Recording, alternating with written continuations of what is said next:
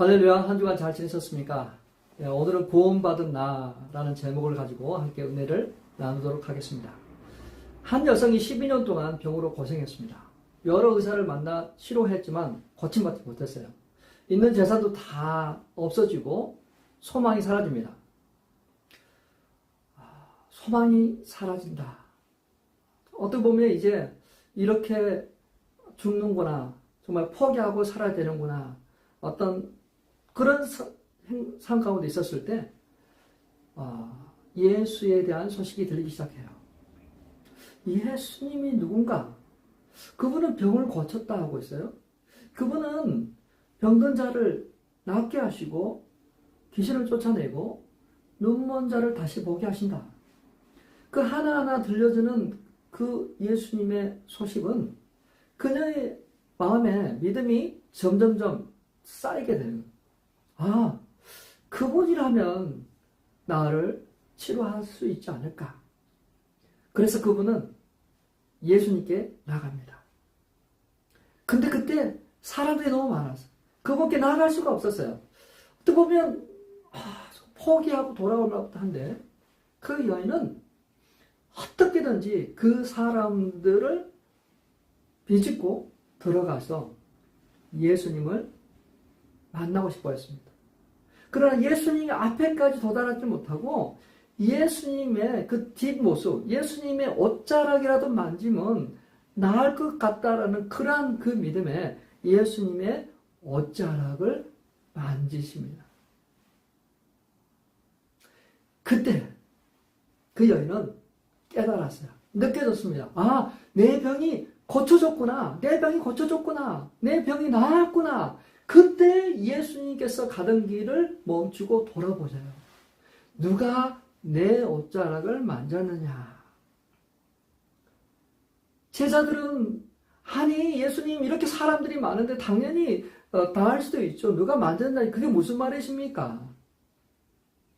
그 여인은 그 고침받은 것으로 그냥 떠나가려고 그랬어요. 조용히 떠나가려고 합니다. 근데 예수님께서는 그 여인을 붙잡습니다.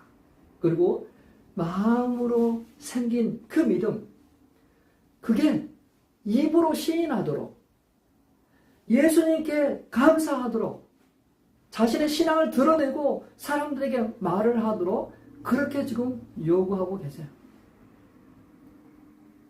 그 여인은 예수님께 엎드려 솔직하게 이야기합니다. 자신이 이런 병으로 고생했고 예수님의 옷자락만 만져도 나을 것이라는 그런 믿음으로 만졌더니 병이 나았습니다. 딸아, 내 믿음이 너를 구원하였다. 예수님은 그 여인이 병만 고침받고 떠나가는 것보다 구원을 받고 기뻐하고 즐거워하는 사람으로 나가길 원하셨던 거예요. 평안히 가라. 내 믿음이 너를 구원하였다. 자, 우리는 여러 가지 상황과 환경 속에서 구원을 원합니다.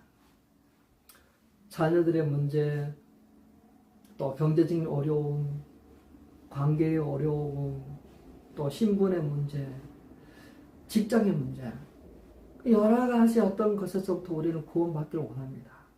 물론 그런 것에서부터 우리는 구원을 받아야 돼요. 그러한 구원도 예수님께서 주십니다. 그래도 근본적인 구원이 있습니다. 꼭 반드시 구원을 받아야 될 그 영역이 있는데 그것이 무엇일까요? 제사함, 상처와 치유, 또 세상으로부터, 육체로부터, 어떤 관계로부터, 사탄으로부터 다 구원 받아야죠. 근데 더 근본적으로 우리가 구원을 받아야 된다고. 자, 예수 믿고 구원 받아야 됩니다 할 때 우리가 말하고자 하는 그 포인트는 뭐냐면 하나님의 심판에서 구원 받아야 돼요. 하나님으로부터 구원을 받아야 돼요. 하나님 없이 이런 구원들을 받아보면 그거는 예수님께서 말씀하셨죠. 천하를 얻고도 내 목숨을 잃으면 못하겠느냐. 목숨을 위해서 하나님의 심판으로부터 구원받아요. 하나님의 심판이 그럼 왜 임합니까? 사람들은 평등한 걸 좋아합니다. 공의로운 걸 좋아합니다.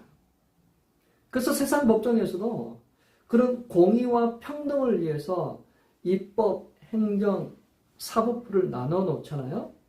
어떤 야합하고 단합하는 그래서 그 공권력을 막 함부로 휘두르는 것을 없애려고 이렇게 상권 분립을 해놓잖아요. 법을 집행하는 사람들은 공의롭게 판정을 해야 되겠죠. 자, 세상 법정에서도 이렇게 공의로운 판정을 하려고 한다면 하나님은 어떻게 해야 되겠어요? 하나님은 당연히 심판하셔야 되겠죠. 예?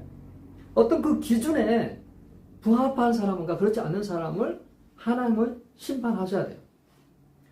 자, 하나님은 우리에게 선한 양심을 만들어 놨습니다. 근데 그 선한 양심대로 행하는 사람과 그렇지 않는 사람, 그리고 하나님께서 계시하셔서 예수를 믿는 그러한 자들을 구원하시기로 하나님께서 정하셨어요.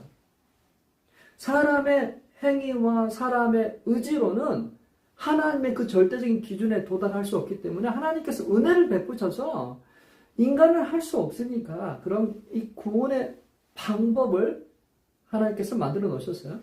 그래서 그 예수를 믿으면 구원을 얻도록 하셨어요. 근데 사람들이 그 구원의 길보다는 자신이 만들어 놓는 길, 스스로 개척한 그 길을 가고자 합니다. 사람들은 죄를 짓지 말고 서로 사랑하고 의를 행하고 어떤 그런 윤리, 도덕이 모든 나라에 다 있지만 사람들이 그걸 지키지 않습니다. 한번 예를 한번 들어볼까요? 제가 이렇게 저 풍선을 붓고 있다고 생각해 보세요. 그 풍선은 점점 커질 거 아니에요. 그죠? 터집니다, 언젠가는. 근데 주변에서 그만하십시오. 터집니다. 제발 그렇게 하시면 안 됩니다. 그런데도 계속 바람을 불어넣습니다. 그러면 언젠가는 터지겠죠. 자, 하나님의 심판도 바로 그런 영역에서 보면 그래요. 하나님께서 공의로운 분이시기 때문에, 거룩하시기 때문에 심판하시는 거죠. 근데 그 하나님의 그 심판이 가장 잘 나타난 것이 바로 십자가입니다. 십자가. 죄를 용납하지 못하시고 그 형벌을 진행하시는 하나님의 진노를 단호하시잖아요. 그래서 십자가에서 예수 그리스도가 죽으셨어요. 죄, 삭선, 사망. 근데 하나님께서 세상을 이처럼 사랑하셔서 이 심판받을 사람들을 구원할 그러한 방법을 하나 마련해 주고 무엇이냐면 그게 바로 외아들 예수 그리스도를 십자가에 죽으시고 그 이름을 믿는 자들에게 멸망치 않는 영생을 얻게 하는 그러한 은혜를 베풀어 주셨어요. 사람이 한 번 죽는 것은 정해진 일입니다. 거스릴 수 없습니다. 모두가 다 죽습니다. 근데 거기서 끝나느냐? 심판이 있어요. 죽어보아야 안다고요? 네, 죽어봐야 알겠죠. 그렇지만 준비하는 사람이 더 지혜로운 사람입니다. 부모는 자녀를 압니다. 거스를 때, 말을 듣지 않을 때 압니다. 그때그때 말하지 않아요. 때로는 인내합니다. 쌓아놓는 거죠. 하나님도 우리를 그렇게 대하세요. 하나님이 나빠서가 아니라 또 그 회개하지 않은 완고한 그러한 마음이 우리 안에 있는 거죠. 로마서 2장 5절입니다. 그대는 완고하여 회개할 마음이 없으니 하나님의 공정한 심판이 나타날 진노의 날에 자기가 받을 진노를 스스로 쌓아 올리고 있는 것입니다. 자, 하나님의 진노는 즉각적이지 않으세요. 쌓아두십니다. 양이 많아지고 무거워집니다. 흐르는 강은 물이 얼마나 흘러갔는지 잘 알지 못해요. 그러나 댐으로 막아놓고 그 물들을 계속해서 쌓아둔다면 그 물이 얼마나 많은지 우리는 알게 돼요. 하나님의 진노 쌓아두세요. 쌓아두십니다. 잠언 말씀에 이런 말씀이 있습니다. 악인은 뒤쫓는 사람이 없어도 달아나지만 의인은 사자처럼 담대하다. 악인은 뒤쫓는 사람이 없어도 늘 불안하고 두려워하는 마음이 있어요. 글쎄요. 악인은 혹시 그런 것도 느끼지 못할 수 있을까요? 너무 무감각할 수도 있을지도 모르겠어요. 근데 왜 의인은 사자처럼 담대합니까? 양심의 가책이 없어도 사람이 좀 당당한데 더 거기다가 하나님이 자신의 죄 문제를 해결하시고 의롭다 하시고 하나님의 자녀로 삼아 주셨잖아요. 그러니까 무서워할 리가 없죠. 하나님을 무서워할 리가 오히려 더 하나님을 만나고 싶어하고 친밀함을 누리는 것이잖아요. 그래서 의인은 사자같이 담대하다 그 말을 하는 거예요. 나에게 생명 주셔서 감사합니다 하나님. 나는 자격이 없지만 예수 그리스도 때문에 나에게 생명 주셔서 감사합니다. 예수 그리스도를 믿는 하나 때문에 나에게 생명 주셔서 감사합니다. 그렇게 고백할 수 있겠어요? 같이 한번 해볼까요? 나에게 생명 주셔서 감사합니다 하나님. 나에게 생명 주셔서 감사합니다 하나님. 자, 우리가 구원을 얻었습니다. 근데 최종적인 완성을 향해 우리는 가고 있어요. 자, 구원의 두 가지 측면이 있는데 하나님이 이루신 구원과 우리 인간이 해야 될 구원 그 과정이 있어요. 하나님이 이루신 구원은 하나님께서 예수 그리스도를 통해서 십자가 사역을 통해서 구원을 이루셨어요. 죄를 처벌하셨습니다. 죄인이 받아야 될 벌을 예수님께서 다 받으셨어요. 이사야 53장 5절 6절입니다. 같이 읽겠습니다. 그러나 그가 찔린 것은 우리의 허물 때문이고 그가 상처를 받은 것은 우리의 약함 때문이다. 그가 징계를 받음으로써 우리가 평화를 누리고 그가 매를 맞음으로써 우리의 병이 나았다. 우리는 모두 양처럼 길을 잃고 각기 제 길로 흩어졌으나 주님께서 우리 모두의 죄악을 그에게 지우셨다. 자, 우리의 구원을 위해 예수님께서 하신 일이에요. 우리의 모든 죄를 떠넘기시고 우리가 받아야 될 형벌을 받으셨어요. 찔리고 상하고 채찍에 맞고 징계를 받으셨어요. 죽음으로 우리의 죄값을 치우셨습니다. 할렐루야. 그것이 바로 하나님께 이루신 구원입니다. 자, 인간의 측면에서는 어떻게 하죠? 인간의 측면에서는 회개와 믿음을 통해서 얻습니다. 죄를 용서하기 위해서 우리가 주님께 나가서 우리의 잘못을 구하는 거예요. 우리가 죄인임을 인정하는 겁니다. 손에 칵 쥐고 있던 것이 더럽고 하나님이 원치 않는 것, 하나님 없이도 살 수 있다는 어떤 그러한 것들을 인정하는 거예요. 죄를 슬퍼하는 거예요. 그리고 죄 용서를 구하는 것입니다. 은혜 받기 위해서 주님께 나가는 것입니다. 그것이 우리가 해야 될 역할이에요.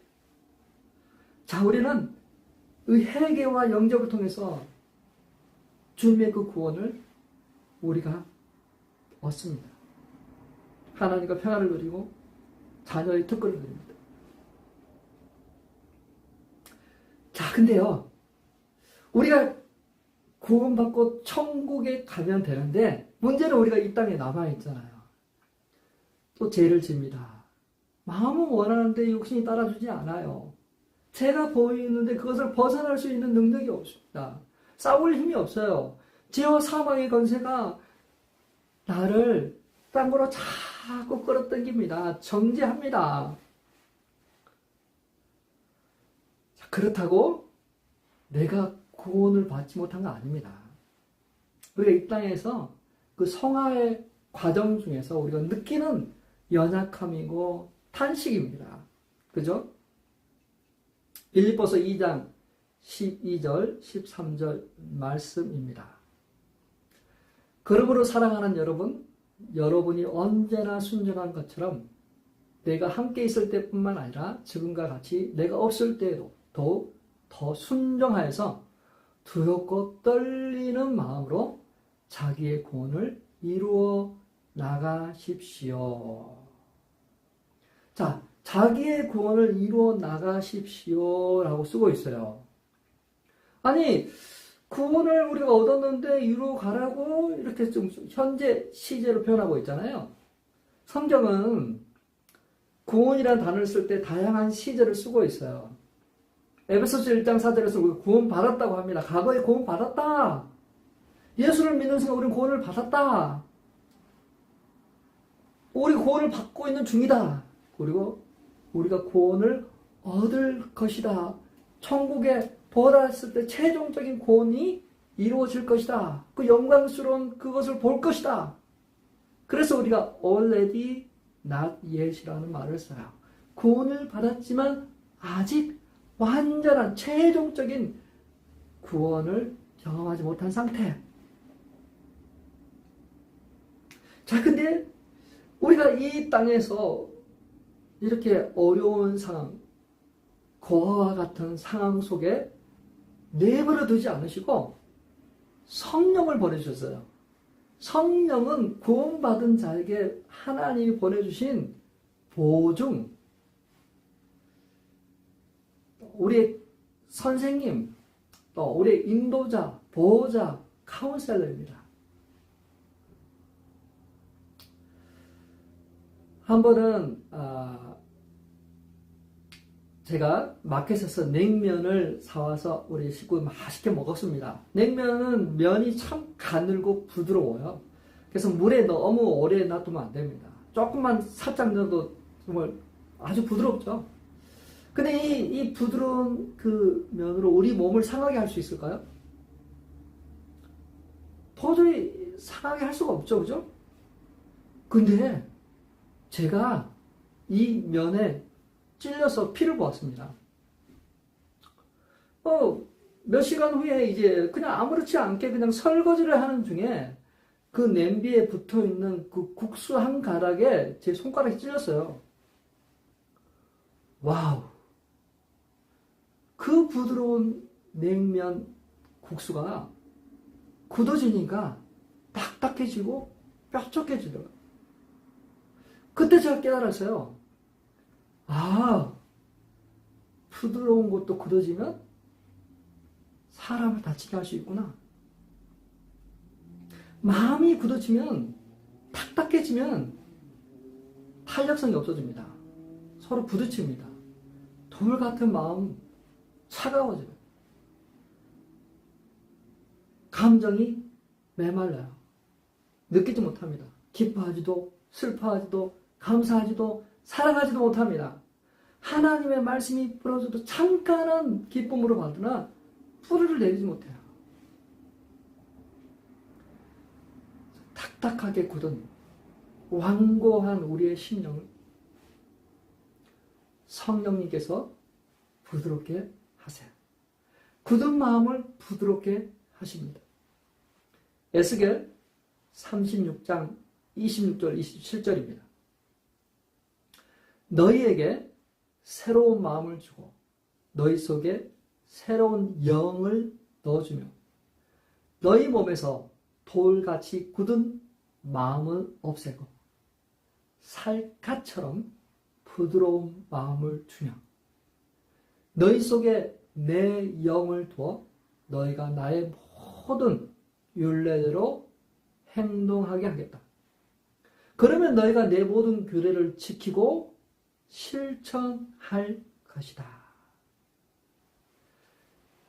과연 정말로 성령이 오시고 나서 이렇게 됐어요. 딱딱한 사람들이, 굳은 사람들이 부드러운 심령이 되었어요. 저도 그랬던 것 같아요. 감정이 메말라요. 감정이 살아나서 그냥 눈물도 자주 흘리게 되고요. 기뻐하고 즐거워하고요. 성령은 그것뿐만 아니에요. 진리를 깨닫게 하시고 예수님께서 말씀하신 말씀을 기억나도록 하십니다. 그리고 천국으로 인도하세요. 책임지십니다. 에베소서 1장 13절 14절입니다. 그 안에서 너희도 진리의 말씀 곧 너희의 구원의 복음을 듣고 그 안에서 또한 믿어 약속의 성령으로 인치심을 받았으니 이는 우리 기업의 보증이 되사 그 얻으신 것을 속량하시고 그의 영광을 찬송하게 하려 하심이라. 성령의 인치심은 지울 수가 없습니다. 문신도 뭐 지울 수 없잖아요. 성령의 그 인치심은 누구도 지울 수가 없어요. 이거는 내 것이다. 하나님의 것이다라는 표시예요. 표시. 이 성령의 인치신 사람을 알아봅니다. 무당이 그리스도인을 진짜인지 아닌지를 알아보고 귀신도 알아본다면 사단도 성령의 인치심을 받은 사람을 알아볼 거예요. 그래서 감히 건들지 못합니다. 성령은 우리의 보증인으로 오셨습니다. 우리가 약할 때, 능력이 없었을 때 그분께서 책임지신다는 거예요. 그분께서 우리를 이끄신다는 거예요. 그분께서 우리를 이렇게 세우신다는 겁니다. 그분께서 우리를 대신 강구해 주신다는 거예요. 기도해 주신다는 거예요. 우리가 그것도 해나갈 수 있도록 깨달을 수 있도록 해나가시는 거예요. 배에서 생수강이 넘치도록 우리를 잡아주고 업어주고 견인해주는 도움의 손길을 보내십니다. 기억하십시오. 그래서 구원은 절대 잃어버리지 않아요. 잃어버리지 않습니다. 왜? 성령님이 우리와 함께 하시니까요. 여행을 가면 가이드가 따라붙잖아요. 가이드가 가면서 쭉 이야기해줍니다. 우리는 지금 안전하게 우리의 목적지를 도착할 것입니다. 가는 중에 또 저기에 대해서 막 설명을 해줘요. 설명을 해줍니다. 저거는 참 예쁘죠? 저거는 어떻게 됩니다. 설명을 해줘. 이해하도록. 그리고 맛있는 식당으로 들어가. 우리 여행이 끝나면 가이드는 떠나갑니다. 더 이상 우리 함께 하지 않아요. 자, 그렇다면 우리는 저 천국을 향해서 가고 있습니다. 우리의 파이널 데스티네이션이 어디십니까? 천국이잖아요. 천국. 천국으로 가고 있는 우리의 여행은 아직 끝나지 않아서 가고 있는 중이잖아요. 그렇다면 우리의 가이드 되시는 성령님께서 우리와 늘 함께 하시면서 우리의 안전과 우리의 방향과 우리가 어떻게 하면 풍성한 삶을 살 수 있을지, 어떻게 하면 우리의 배에서 생수의 강이 넘쳐날지 그분께서는 알고 계시고 보고 계셔서 그래서 우리를 하여금 그렇게 하도록 하시잖아요. 즐겁지 않으세요? 우리의 구원이 그렇구나. 우리가 때로는 좀 부족해도 하나님께서 우리를 이끌어 가시는구나. 하나님께서 우리를 세워나가시는구나. 힘이 되세요? 안심하세요. 우리의 구원은 절대 잃어버리지 않습니다. 주님께서 이끌어 가십니다. 주님께서 우리의 구원을 완성하실 것입니다. 우리는 저 천국에서 다 만나봐야 될 것이에요. 힘내세요. 자, 근데 혹시라도 구원의 확신이 없다면, 구원의 확신을 가지지 못하고 있다면 우리는 생각해야 되고 움직여야 돼요. 받은 척, 아는 척, 어려운 척 그렇게 하지 마시고 직면해야 됩니다. 내가 구원의 확신이 없습니다. 나에게 다시 복음을 설명해 주십시오. 복음이 무엇인지 알고 싶습니다. 어떻게 하면 예수 그리스도를 영접할 수 있을까요? 그렇게 용기를 내서 문의하시고 찾아오시고 또 주변 목사님께 물으십시오. 전도 폭발 훈련 받으신 분한테 복음을 설명해 달라고 이야기하세요. 그래야만 이 구원의 기쁨과 감격을 누릴 수가 있습니다. 하나님께서 우리에게 베풀어 주신 이 구원은 엄청난 것이잖아요. 즐거워하고 기뻐하는 것. 특별히 성령님이 우리 안에 함께 하시는 그 즐거움과 그 혜택은 이루 말할 수가 없죠. 우리 그 기쁨과 그 은혜와 그 사랑으로 즐거워하고 다른 사람들이 그것들을 나누어주는 그러한 삶 되시길 주님의 이름으로 축원합니다.